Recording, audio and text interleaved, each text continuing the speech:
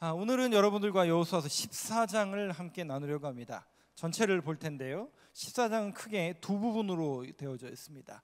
1절부터 5절까지는 땅을 분배하는 제비뽑기 사건이고, 6절부터 우리가 알고 있는 15절까지는 여러분 잘 아시는 갈렙에 대한 이야기입니다. 오늘도 갈렙에 대한 이야기가 결론이 될 텐데, 앞에 부분을 먼저 보도록 하겠습니다. 1절, 2절 한번 볼까요? 이제 1절부터 5절까지는 제비 뽑는 사건인데, 1절과 2절을 저하고 교독해 보겠습니다. 이것은 이스라엘 자손이 가나안 땅에서 받은 기업 곧 제사장 엘르아살과 눈의 아들 여호수아와 이스라엘 자손 지파의 족장들이 분배한 것이니라. 여호와께서 모세에게 명령하신 대로 그들의 기업을 제비 뽑아 9지파와 반 지파에게 주었으니 2절에 보니까 어떻게 했다고요? 땅 분배를 하는데 9지파 또 9지파 반. 무슨 얘기예요? 12지파가 아니라 왜 9지파 반이죠? 이미 2지파하고 1지파, 2지파 반, 루벤, 갓, 므낫세 반지파는 요단 동쪽에 이미 땅을 분배받았고, 나머지 9개 반지파는 이제 9개 반지파가 제비를 뽑아서 이제 땅 분배를 하는 이야기입니다. 제비 뽑기가 뭐예요? 제비 뽑기? 제비 뽑기가 뭐예요? 고랄이라고 이렇게 원래 이게 원문에는 이렇게 써져 있는데, 고랄이라는 것은 제비를 뽑는 겁니다. 이거는 알 수 있어요, 없어요? 뭐가 뽑힐지 알 수가 없는 거죠. 아마도 그들이 정복한 땅을 9지파 반 숫자대로 나누어서 아마 임의대로 그 안에다 집어넣고 대표들이 뽑아서 땅을 분배했던 것 같습니다. 제비뽑기. 왜 그러면 이 제비뽑기라는 방식으로 땅을 분배했는가? 여러분 한번 생각해 보세요. 아니, 이게 평생 이제 하나님께서 약속하신 땅으로 우리가 들어왔고, 정말 정복전쟁이라는 그 고난과 역경을 다 이겨내고 이제 머물러 살아야 되는데, 세상에 우리의 수고와 노력의 대가로 주어지는 게 아니라 어떻게 한다고요? 제비 뽑아 땅을 받는데요. 그러면 어떤 사람들은 평지의 땅을 받을 수 있는 사람도 있을 것이고, 어떤 사람들은 험악한 산악지대를 받을 수 있을 것이고, 어떤 사람들은 소수인데도 큰 땅을 받을 수 있고, 어떤 사람들은 다수가 있는데도 조그만 땅을 받을 수도 있는데, 왜 제비뽑기로 이렇게 행했을까? 잠언서 16장을 한번 보여주실까요? 33절 말씀. 네, 한번 같이 읽겠습니다. 시작. 제비는 사람이 뽑으나 모든 일을 작정하기는 여호와께 있느니라. 제비는 사람이 뽑으나 모든 일은 누구에게 있다고요? 그러니까 제비뽑기라는 방식을 취한 이유가 뭐라는 거예요? 여러분 기억나세요? 제가 지금 여러 차례 지금 여호수아서 강해를 하면서 여호수아서의 키워드가 두 개가 뭐라고요? 믿음과 순종이라고 말씀드렸어요. 땅 분배 받는 것도 믿음과 순종으로 얻는 겁니다. 그러면 아니 목사님, 유다 지파, 에브라임 지파, 므낫세 이런 지파들은 숫자적으로도 훨씬 많고, 저기 베냐민 지파, 갓 지파 이런 데는 인원도 쬐끔인데, 아니 당연히 수고하고 열심히 한 사람들이 더 많은 땅을 받아야 되는 게 합리적인 것 아닙니까? 라고 물어보신다면 저는 모르겠습니다. 제가 한 게 아니니까 저는 모르지만 성경이 보니까 제비뽑기를 택했습니다. 그것은 잠언서에 있는 것처럼 모든 일을 작정하기는 누구에게 있다고요? 여호와께 있는 것이나. 그러니까 하나님 앞에 맡기는 거죠. 하나님 앞에 맡기고 믿음과 순종으로 그 땅을 얻고 그 땅을 취해라. 그 원리가 여기에도 고스란히 담겨져 있다라는 것이죠. 하나님이 주신 땅이라는 가장 외적인 표현을 제비뽑기라는 방식을 통해서 땅 분배를 하고 있습니다. 그러면 여기에 반대하고 불만인 사람이 있을까요? 없을까요? 예? 하나님이 하신 건데요. 하나님이 하신 일이라고 할지라도 이 교회 안에서도 마찬가지잖아요. 어떤 이들은 찬성하는 사람도 있지만 어떤 사람들은 불평 원망하는 사람도 반드시 있습니다. 중요한 것은 하나님의 뜻, 또 하나님의 계획, 거기에 믿음과 순종으로 반응하느냐 않느냐, 이 차이만 있을 뿐입니다. 어떻게 해서든지요, 저와 여러분이 하나님의 일, 하나님의 사역을 할 때는 믿음과 순종으로 사역할 수 있는 저와 여러분 되시길 간절히 소망합니다. 자, 그런데 1절을 다시 한 번만 보여주시겠어요? 1절에 보면 우리는 이렇게 읽다가 그냥 지나갈 수 있는데, 여기 보니까 여호수아가 지금 이 글을 쓰고 있고 이스라엘 백성들을 가나안 땅으로 데리고 들어와서 요단강을 건너고 길갈에 침치고 여리고성을 무너뜨리고 아이성을 점령하고 기브온 족속들이 항복하고 다섯 부족하고 싸우고, 그리고 저 북쪽 남쪽 온데 사방 전쟁 다 하고, 누가 시작했어요? 누가 지도자로 이끌었어요? 여호수아가 있잖아요. 그 여호수아가, 이럴 때는 이런 표현을 써도 된다고 하더라고요. 민족의 영도자죠. 진짜 영도자. 여호수아는 민족의 영도자였습니다. 가나안 정복 전쟁에. 그 결론이 이제 여호수아 앞에 있는데, 여호수아가 이렇게 얘기합니다. 이것은 이스라엘 자손이 가나안 땅에서 받은 기업 곧 제사장 엘르아살과 눈의 아들 여호수아와 이스라엘 자손 지파의 족장들이 분배한 것이니라. 자, 땅을 분배하는데 앞에 제사장 엘르아살이 등장하고 여호수아가 등장하고 지파의 족장들이 분배한 것이니라. 이 순서에 한번 생각해요. 순서. 여러분, 이 순서는 누가 맨 앞에 오는 게 정상적으로 보이시세요? 민족의 영도자가 누구였어요? 여호수아잖아요. 이 글은 또 누가 써요? 여호수아가 쓰고 있죠. 그럼 자기 이름이 맨 앞에 와도 누가 뭐라고 할 사람이 있어요, 없어요? 당연히 없죠. 그런데 여호수아가 일부러 14장 1절에서 제사장 엘르아살을 앞에다 놓습니다. 아, 하나님의 사람이니까, 제사를 인도하시는 사람이니까 엘르아살 대제사장을 높이는 거구나. 아니에요. 그런 내용이 절대로 아니에요. 단순히 종교 지도자라서 목사님이라서 앞에다 세운 게 아니에요. 그런 거 아니에요. 이거는 의미가 있어요. 일부러 여호수아가 제사장 엘르아살을 앞에다 놓은 거예요. 왜 일부러 이렇게 놓았다라고 신학자들은 추정하고 있냐면, 대부분 신학자들의 견해는 딱 하나예요. 목사님이니까 앞에 서야지. 그게 아니에요. 이거는 시대의 역할과 기능 때문에 앞에다 놓은 겁니다. 자, 보세요. 여호수아는 이스라엘 백성들을 모세가 죽고 나서 가나안 땅에 들어와서 정복 전쟁을 치룬 사람이죠. 그 여호수아는 항상 앞장섰고 민족의 영도자였단 말이죠. 그때는 자기가 앞장서서 그 일을 해냈지만, 이제는 어떤 시기가 됐어요? 전쟁이 끝나서 땅 분배가 이루어지고 그 이후에는 어떤 시대가 이루어지는 거예요? 하나님의 말씀을 선포하는 제사장들과 제사장들을 통해서 이스라엘 백성들을 말씀과 선하고 의로운 길로 가르치는 누가? 제사장의 역할이 이제 부각되는, 전면에 제사장들이 민족의 지도자로 나타나야 되는 그런 시대적인 사명과 시대적인 역할과 기능으로서 누구를 앞에다 세운 거라고요? 자기가 아니라 제사장 엘르아살을 앞에다 세운 겁니다. 단순히 목사님이니까, 제사장이니까 그런 의미가 아니다라는 것을 여러분들이 꼭 아시길 바랍니다. 그런 의미에서 본다면 교회라는 공동체, 특별히 하나님의 이름으로 하나님의 일을 하는 공동체는 항상 역할과 기능이 있습니다. 그래서 직분이라는 게 있는 겁니다. 여러분, 직분이라는 것은 정확하게 역할과 기능입니다. 즉, 영적인 질서를 이루기 위해서 어떤 영적인 계급을 나누는 게 절대로 아니에요. 이거를 오해하셔가지고 이렇게 순서대로 담임 목사, 부목사 뭐 이렇게 놓으시는 분들이 종종 있는데 절대로 그렇지 않습니다.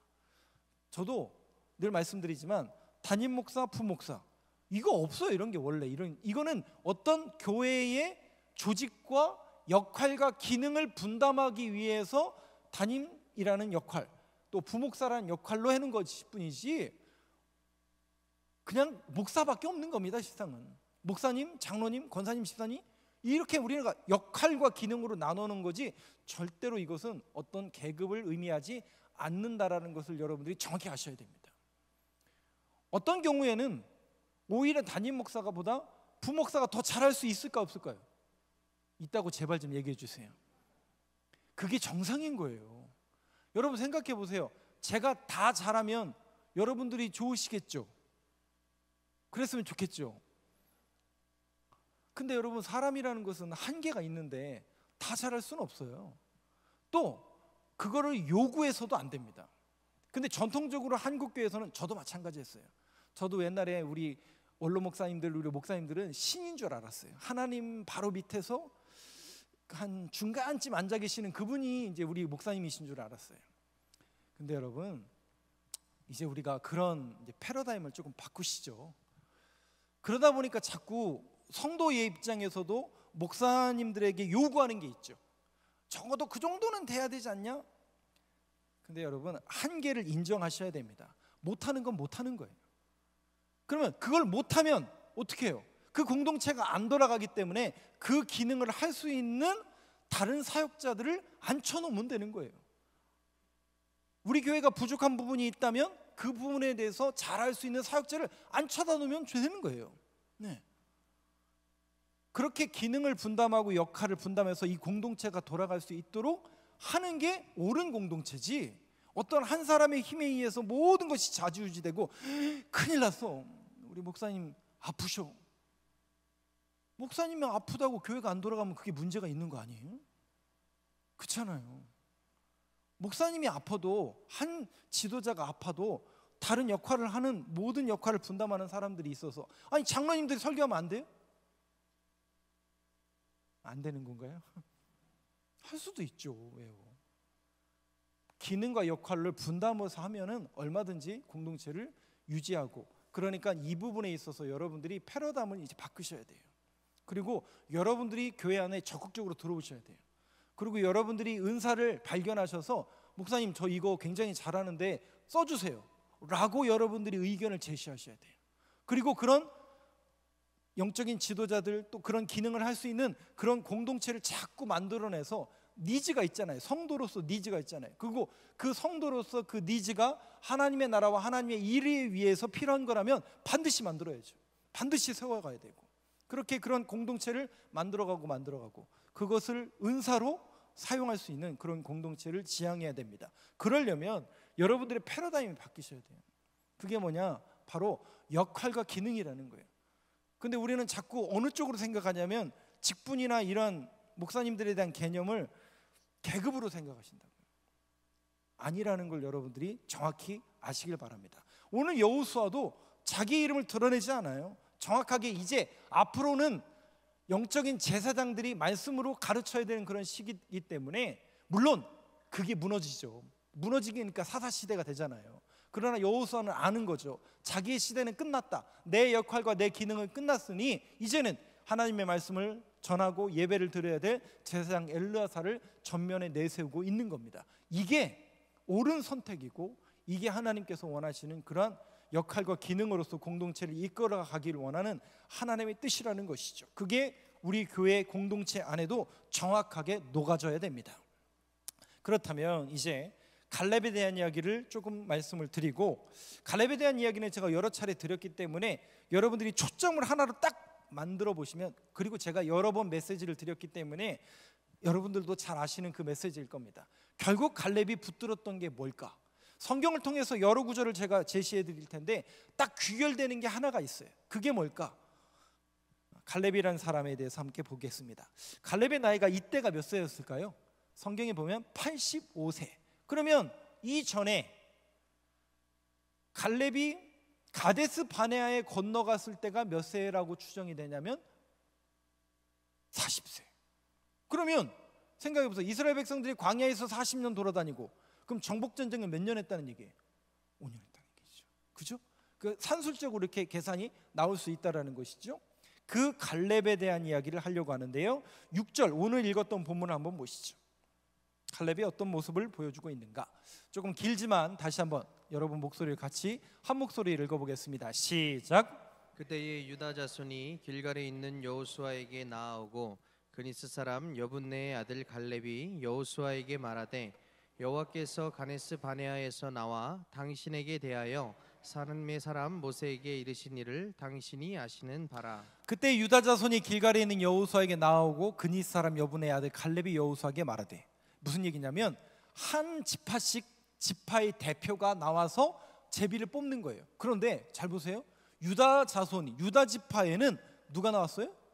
그니스 사람 여분네 아들 갈렙이 나온 거예요. 유다 지파의 대표로 누가 나왔다고요? 갈렙이 나온 거예요. 아, 갈렙은 유다 지파의 대표구나. 근데 여기 보니까 이 사람의 출신이 성경에 기록되어 있네요. 그니스 사람, 자신의 아버지는 여분네고 여분네의 아들인 갈렙이 대표로 나왔어요. 그러면 이 사람이 왜 유다 지파의 대표격으로 나왔을까? 여기 보니까 그니스 사람이라고 나오는데 그니스라는 동네는 도대체 어디인가? 이 그니스라는 동네가 창세기에 나와요. 창세기 15장을 한번 열어주실까요? 18절과 19절을 저하고 교독하겠습니다. 그날에 여호와께서 아브라함과 더불어 언약을 세워 이르시되 내가 이 땅을 애굽의 강에서부터 그 큰 강 유브라데까지 내 자손에게 주노니, 곧 겐 족속과 그니스 족속과 감문 족속과. 나와요 안 나와요? 나오죠. 그니스 족속이 나와요. 그니스 사람. 그럼 이 사람 어디 사람이라는 얘기냐면 창세기 15장은 하나님께서 아브라함에게 가나안 땅을 주시겠다고 약속하신 그 땅이에요. 이 15장 18절 19절이 어느 부분에 속해 있냐면 아브라함이 롯이 아니라 룻이죠. 저도 헷갈려 죄송해요. 지지난주에 한번 제가 계속 롯이라고 했더니 룻이라고 했더니 지나가다가 장로님이 롯이라니까. 그 맞아요, 롯이죠. 그러니까 여러분들이 목사님 롯인데요, 롯인데 이렇게 하셔야지 저한테. 제가 열심히 롯이라고 한참 하고 내려갔는데 장로님이 롯이라니까. 정확한 거예요. 제가 틀린 거죠. 여기 보면 그 아브라함과 롯이 나누는 거죠. 땅을 나누고 그 밤에 하나님께서 눈을 들어 보라. 롯은 자신의 눈을 들어 봤더니 소돔과 고모라 땅을 본 거죠. 그러니까 자신의 눈으로 보기에 좋은 곳을 택해서 갔지만 아브라함은 내 눈이 아니라 하나님께서 그의 눈을 들어 바라보라는 곳을 지시하신 곳으로 간 거예요. 거기가 바로 거기입니다. 근데 그때 약속을 주시는 거예요. 무슨 약속을 주시냐면 가나안 땅을 주시겠다. 근데 거기에는 이러한 족속들이 이미 차지하고 있는데 여기에 그니스 사람이 있어요. 그러니까 여분네 사람, 그니스 사람, 여분네의 아들 갈렙은 원래 어느 동네 사람이라는 얘기예요? 가나안 지파 사람이에요. 그러면 여러분 한번 생각해 보세요. 아까 누구 지파의 대표로 나왔다고요? 유다 지파 대표로 나왔어요. 유다 지파는 이스라엘 민족 중에서도 가장 으뜸가는, 또 예수 그리스도를 다윗이 나오는 그런 지파의 우두머리격으로 대표격으로 왜 이 이방 사람인 갈렙이 등장할 수밖에 없었을까? 여러분, 룻이 맞아요. 이제 룻은 남자예요, 여자예요? 룻은 이제 여자죠. 그 룻이라는 여인이 유대인입니까? 이방 여자입니까? 이방 여자 중에서도 이스라엘을 계속 괴롭히는 암몬과 모압 출신이에요. 근데 그 암몬과 모압이 거슬러 올라가면 누구의 딸들이에요? 누구의 자녀들이에요? 그렇죠. 롯의 두 딸과 근친상간하여, 근친상간이라고 표현하면 안 돼요. 왜냐하면 그 시대는 그런 상황이 있었으니까. 두 딸과 술 취해서 낳은 아들이 모압과 암몬의 후손이 이 룻이라는 여인이에요. 근데 이 모압과 암몬은 성경에 어떻게 등장합니까? 계속 약속의 자녀 이스라엘 백성들을 괴롭히는, 뭔가 틈만 나면 괴롭히고 틈만 나면 영적으로 무너뜨리기 위해서 전전긍긍했던 백성들이 이 모압과 암몬인데 거기에 후손이 룻이었어요. 그 룻이라는 여자가 나오미라는 시어머니를 만나서 풍지박산난 가정에 붙들려서 갑니다. 놀라운 신앙 고백이죠. 시어머니는 가라. 너 자녀도 없고 너 가도 이미 나이도 아직 창창한데 새 가정 꾸려서 가라. 근데 나오미가 뭐라고 그래요? 유명한 신앙 고백을 하죠. 그 신앙 고백을 했다라는 게 뭐예요? 당신의 하나님이 나의 하나님이 되고 당신의 자녀들이 내 자녀들이 될 것입니다. 당신의 하나님이 내 하나님이 된다라는 그 믿음의 고백을 가지고 하나님을 붙드는 거예요. 결국 여러분 보시면 갈렙도 그렇고 룻도 그렇고 혈통적으로 유대인들은 혈통을 중요시 여기지만 결국 믿음의 조상이 되는 사람들은 누구냐면 말씀을 붙들고 믿음을 붙드는 사람이 결국 그 계보를 이어가더라고요. 예수님의 혈통과 계보에 보면요, 말도 안 되는 여인들이 라합 나오잖아. 라합, 그죠? 갑자기 생각 안 나는 다말, 집안을 다 말아먹었다고 해서 다말이잖아요. 유다의 넷째 며느리였잖아요. 첫째 아들, 둘째 아들 죽었던.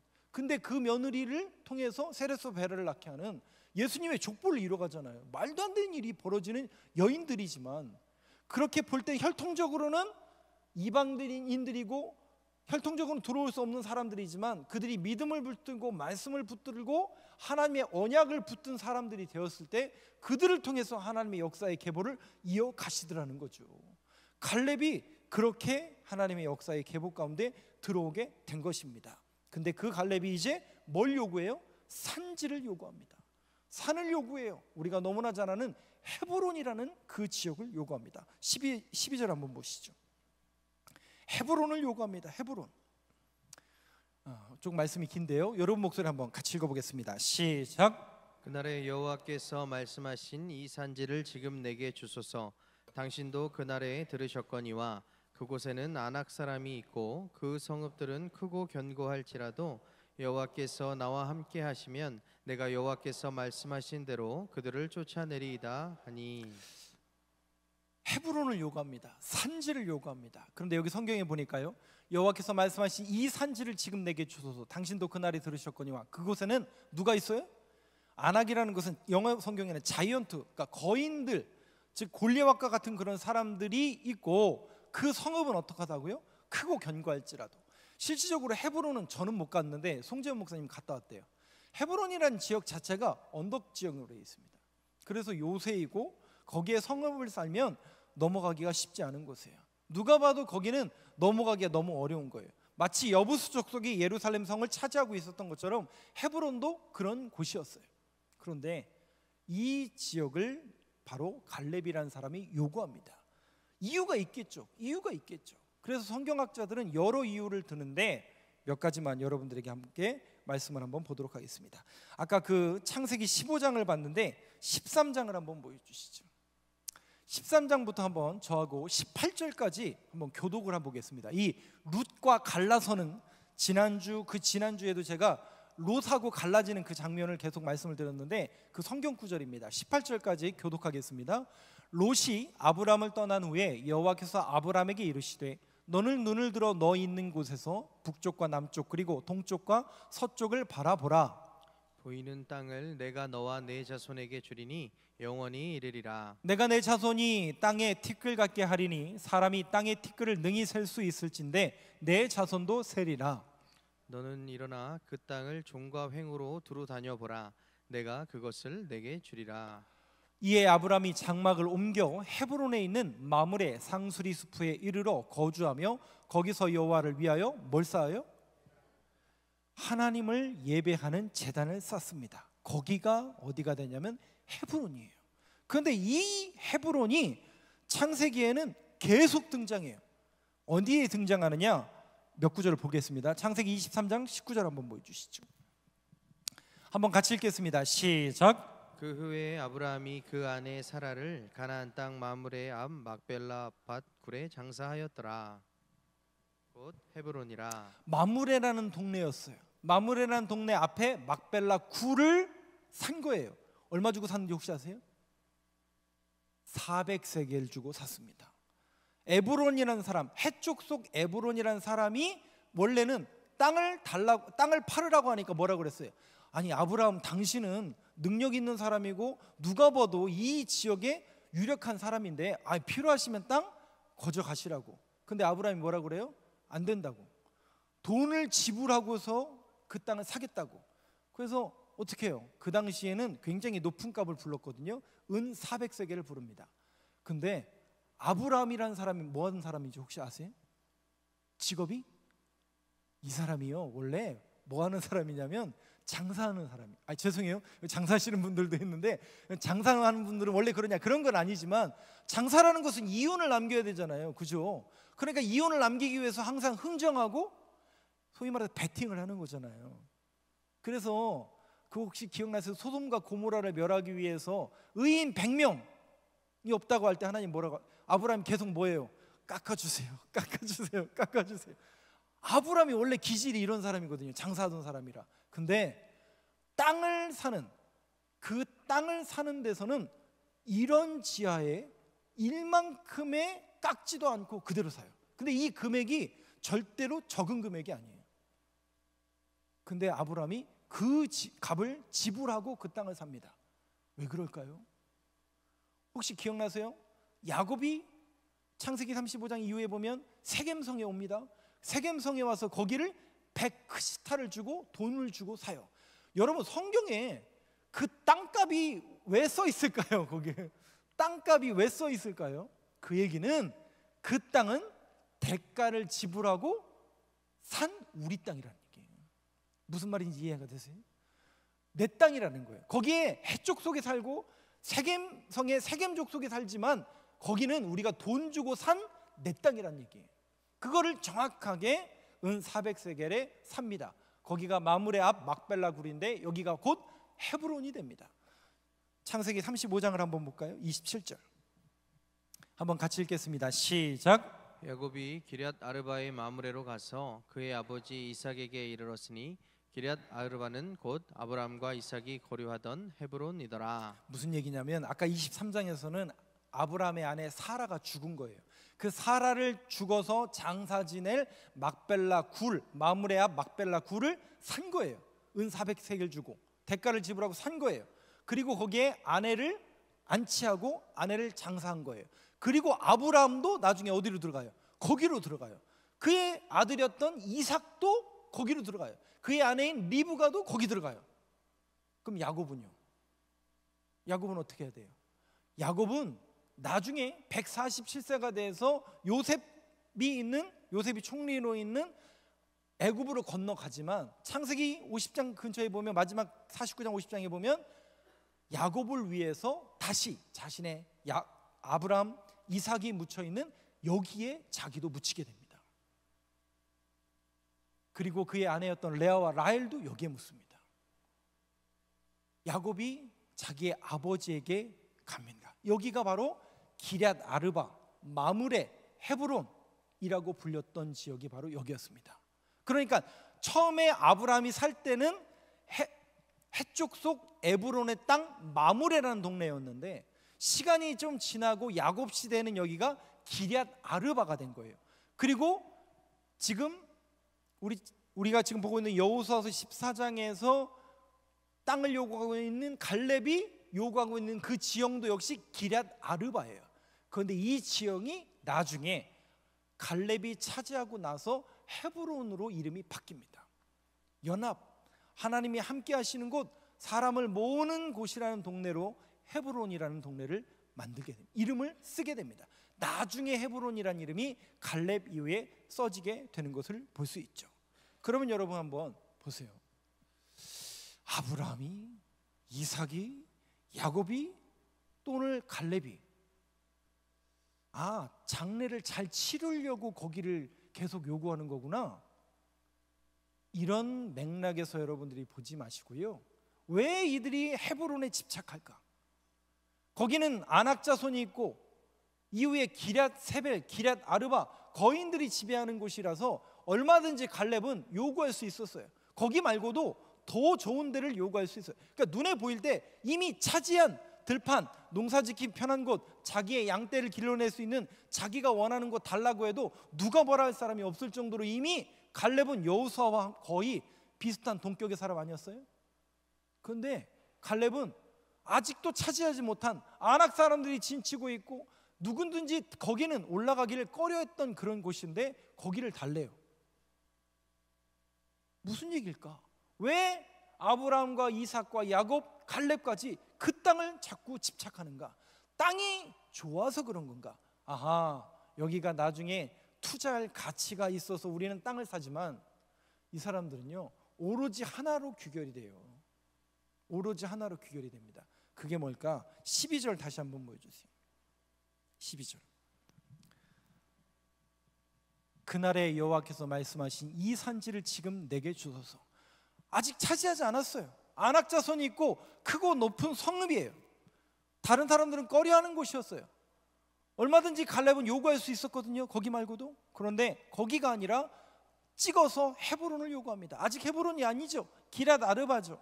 당신도 그날에 들으셨거니와 그곳에는 아낙 사람이 있고 그 성읍들은 크고 견고할지라도 여호와께서 나와 함께 하시면 이거예요. 여호와께서 나와 함께 하시면 내가 여호와께서 말씀하신 대로 그들을 쫓아내리다 하니. 결국 아브라함, 이삭, 야곱, 갈렙이 계속 그 땅을 차지하기를 원했던 것은 단 하나, 거기는 하나님의 언약이 묻혀져 있는 곳이라는 거예요. 하나님의 약속이 거기에 있다라는 거예요. 그 하나님의 언약, 그 하나님의 약속을 붙드는 자녀들의 삶이 어떤 삶인지를 그대로 보여주는 그림이 바로 이 갈렙이 이 산지를 지금 내게 주소서, 즉 하나님의 언약과 약속이 있는 그 땅을 요구하는 거예요. 세상 사람들이 볼 때는 거기 투자할 만한 가치가 있냐, 거기가 접근성이 있냐, 거기 얼마나 뻥튀기 되느냐, 여기에 갈렙은 관심이 없어요. 하나님의 언약이 있고 하나님의 신실함이 있고 하나님께서 우리 조상에게 약속하여 주신 그 땅이라면 반드시 하나님께서 우리에게 주실 것이다, 나에게 주실 것이다. 약속을 붙드는 약속의 자녀의 삶 속에 갈렙이 어떤 모습을 취하고 있는지를 오늘 성경은 우리들에게 보여주고 있다라는 것이죠. 근데 여러분, 세상 사람들은 뭐라고 해야 한다고요? 다른 사람들은 거기는 안악자손이 있고 크고 견고해서 못 간다니까. 근데 여러분 다시 돌아갈까요? 여호수아의 키워드가 뭐라고요? 믿음과 순종. 보세요. 갈렙이 정확하게 그 모습을 그대로 보여주고 있는 거예요. 하나님께서 약속하신 언약의 땅, 하나님께서 우리에게 주신 조상의 땅, 하나님의 약속이 이루어지고 유다 지파잖아요. 유다 지파를 통해서 누가 와야 돼요? 예수 그리스도가 와야 되잖아요. 그 예수 그리스도의 언약을 붙들고 언약이 와야 되기 때문에 그 언약을 붙들어야 될 땅이라면 하나님께서 반드시 우리에게 주시겠다. 그러니 다른 사람이 아니라 내가 그 땅을 차지해야지. 그 땅에서 언약을 붙들고 오실 예수 그리스도를 기다려야지. 그래서 그 헤브론에서 누가 왕이 되는 거예요? 다윗이 왕이 되는 겁니다. 이게 언약의 순서로 이루어지는 거예요. 다윗은 누구의 오실 모형입니까? 예수 그리스도의 모형이잖아요. 그래서 다윗이 헤브론에서, 예루살렘에서 먼저 왕이 된 게 아니라 도망 다니다가 헤브론에서 7년 동안 왕을 하다가 예루살렘에서 33년 동안 더 왕위를 하는 겁니다. 사랑하는 성도 여러분, 오늘 갈렙은 이 산지를 내게 주소서, 세상적인 평가와 세상적인 땅값으로 거기를 달라고 한 게 아니라 하나님의 언약, 하나님의 말씀, 이거를 붙드는 믿음과 순종으로 내가 그 땅을 차지하겠습니다 라는 그 약속의 말씀을 붙들었던 사람이 갈렙입니다. 사랑하는 성도 여러분, 남은 한 주간의 삶 속에서도, 또 저와 여러분들의 모든 인생의 걸음 속에서도, 또 이 여호수아서를 함께 읽고 묵상하며 강해하는 모든 순간순간 이 말씀을 통해서 저와 여러분들이 갈렙처럼 믿음과 순종의 사람으로 조금씩 거듭나고 변화되어가는, 그리하여 정말 갈렙처럼 믿음과 순종의 사람으로 우뚝 설 수 있는 저와 여러분들의 고백이 되길 간절히 소망합니다.